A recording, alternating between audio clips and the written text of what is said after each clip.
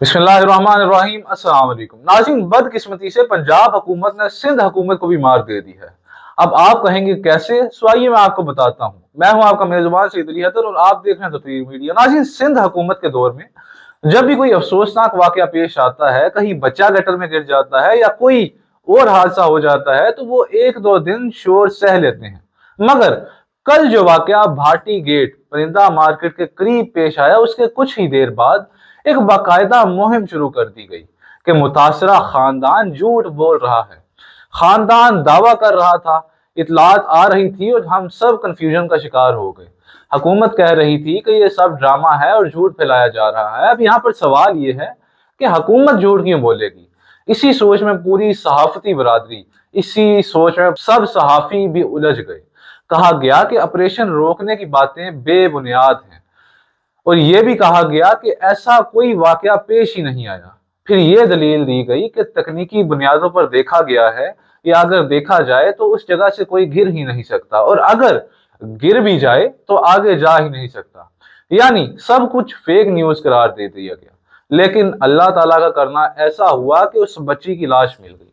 अगर ये लाश ना मिलती, जो 5 से 6 किलोमीटर दूर आउटफॉल रोड से मिली और जो दाता दरबार के सामने परिंदा मार्केट की ड्रेन में गिरी थी, तो शायद आज भी यही कहा जा रहा होता कि कुछ हुआ ही नहीं। पहले कहा गया कि मैन होल नहीं था, फिर कहा गया कि ओपन ड्रेन थी, कभी कहा गया उधर से गिर ही नहीं सकती और कभी कहा गया कि आगे जा नहीं सकती। फेक न्यूज का शोर मुसलसल चलता रहा, जारी रहा। मगर बदकिस्मती की इंतहा यह है कि उस खातून की गोद में मौजूद 9-10 साल का बच्चा ताहाल नहीं मिला। इससे भी बड़ी बदबख्ती ये हुई कि मुतासरा खानदान को पुलिस उठाकर ले गई। उन पर दबाव डाला गया, उनसे पूछा गया कि झूठ क्यों बोला, झूठी खबरें क्यों फैलाई, हालांकि वो झूठ नहीं बोल रहे थे बल्कि हकीकत बयान कर रहे थे। मैं यहाँ पर ईमानदारी से हुकूमत पंजाब, बिलखसूस मरियम नवाज साहिबा से गुजारिश करता हूँ, मोदबाना गुजारिश करता हूँ कि एक बात जहन में जरूर रखें कि ब्यूरोक्रेसी बहुत अजीब होती है। अब बसंत आ रही है, खुदा न खास्ता अगर किसी को डोर लग गई, कोई भी हादसा हो सकता है, तो यही लोग आपको ये साबित करके दिखाएंगे कि डोर किसी को लगी ही नहीं। याद रखिए, किसी के चक्कर में अपनी कब्र में कीड़े ना पैदा करवाएं। अवाम आपकी जिम्मेदारी है। अगर आप खुद को लीडर, मुहाफिज और माँ कहती हैं, तो फिर माँ बनकर दिखाना पड़ेगा। फेक न्यूज क्या होती है? फेक न्यूज वो होती है जो हुकूमत वक्त की जरूरत पूरी कर दे, वो सच बन जाती है और जो सवाल उठाए वो फेक करार पाती है।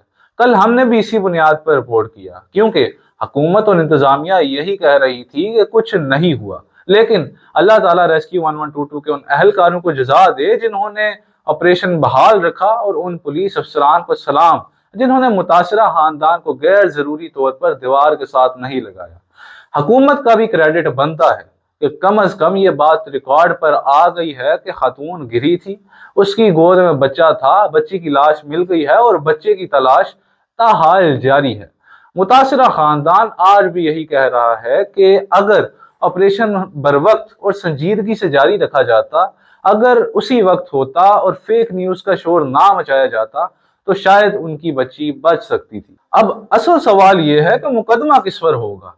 एक वक्त था जब शहबाज शरीफ साहब वजीर आला पंजाब थे और गटरों में बच्चों के गिरने के वाकयात बहुत बढ़ गए थे। मगर क्रेडिट शहबाज शरीफ को जाता है कि उन्होंने ये वाकयात खत्म कर दिए थे। उन्होंने वाजिया कहा था कि अगर कहीं बच्चा गिरा तो डीसी और एसी फारिग, और अगर कहीं पतंग उड़ी और किसी को डोर लगी तो मुतलका एसएचओ घर नहीं जाएगा। आज मरियम नवाज साहिबा की भी क्रेडिट बनता है कि डोर के खतरात सामने आ रहे हैं। एक्सप्रेस न्यूज ने रिपोर्ट किया कि ट्रैफिक पुलिस के एक अहलकार की नाक डोर से कट गई। आप खुद इजलासों में कहती रहती हैं कि कोई मैन होल खुला नहीं होना चाहिए और कंस्ट्रक्शन साइट्स महफूज होनी चाहिए। मगर बदकिस्मती से हुकूमत की अपनी कंस्ट्रक्शन साइट महफूज नहीं थी। अगर ये किसी आम शहरी की साइट होती तो फौरन पर्चा होता, फौरन सजाएं होती, फौरन जुर्माने होते। अब यहाँ पर सवाल ये है कि जिस इलाके की ये जिम्मेदारी बनती थी, उस एसी ने, उस असिस्टेंट कमिश्नर ने, उस प्रोजेक्ट हेड और उस मुतलका अफसर पर पर्चा क्यों नहीं? सिर्फ मुअत्तल करना हल नहीं होता, क्योंकि मुअत्तली अक्सर एक कुर्सी से उठाकर दूसरी कुर्सी पर बिठाने का सिवा कुछ नहीं होता।